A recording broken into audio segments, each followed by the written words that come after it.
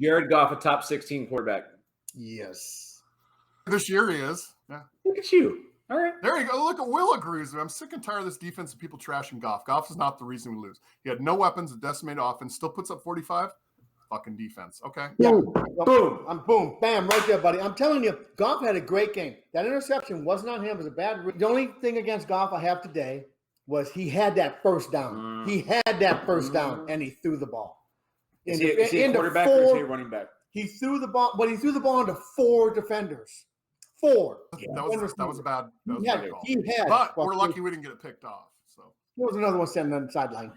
Look at Andy. Andy came out with some positivity. Thanks, Andy. I appreciate that. Let's talk about, I think the biggest theme that we already hit, we're getting into the second quarter. And I think the biggest thing that I'm seeing on the chat is everybody wants to talk about this. Let's just get to it right now because Arron Glenn is struggling. Because or do you think it's the defensive players?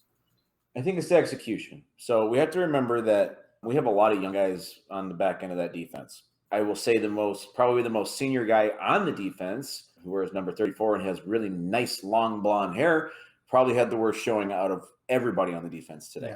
Anzelone? Yeah. I saw Anzelone in the first half making some plays, though. Oh, he was always right there just a step too late. Yeah, he did great. He was on the camera. Isn't he a monster back linebacker? That's his job, is to cover that. He was playing paparazzi defense today. He was always right there seeing it, but never was involved. He was the liability of the day early on in that game. I would say probably through the first 3 quarters. Amani Oruwariye, he had a bounce back game, I'll call that. Jeff Okuda played a good game, but I don't know what game you were watching. I'll say that with the caveat that I don't know who the hell was supposed to be covering like the 5 touchdowns that were wide open on everything. The corners and the safeties. Rashad Penny just didn't get touched on his 2 big touchdown runs. He ran through there untouched. Noah Fant was wide open. There were so many people that were wide open. So I don't know who to say who had a bad game because I'm not sure whose responsibility that was. I tend to put most of that on the safeties because that's literally what they're called is safeties. But yeah, there were a lot of blown assignments, and I just don't know who to point the finger at so far. But in situations where there were contested plays, I think, Yeah, AJ's on here. Goff is not a top 16. I don't know. He's just been arguing with me the last couple weeks. I don't know what's going on.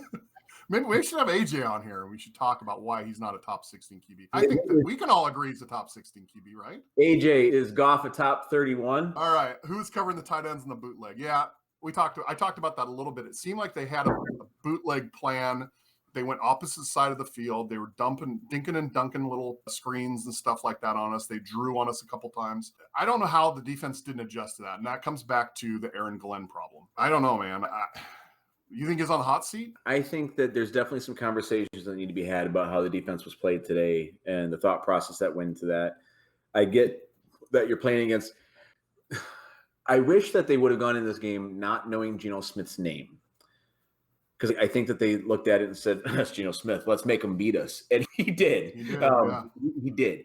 So they went out there and the passing game was – I won't say good enough. I'll say great enough that it – absolutely allowed for the running game to do its thing on their behalf. Like I said, Penny had those touchdown runs where he ran for a country mile and he wasn't touched by anybody. And you only get those opportunities when the defense respects your passing game. So Geno Smith was playing a solid game today. He was doing what he needed to do when he needed to do it. He ran when he needed to. He threw where he needed to throw when he needed to. It was one of those games where I don't think that they respected Geno Smith.